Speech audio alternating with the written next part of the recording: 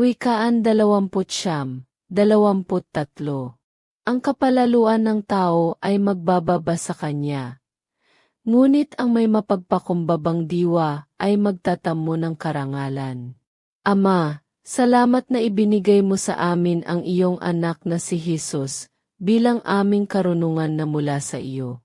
Bigyan mo kami ng biyaya na maging mapagpakumbaba at masunurin sa iyo gaya ng iyong anak na naging masunurin hanggang kamatayan sa krus, kaya't siya ay iyong itinaas higit sa lahat ng nilalang sa langit at lupa, sa iyong ikaluluwalhati.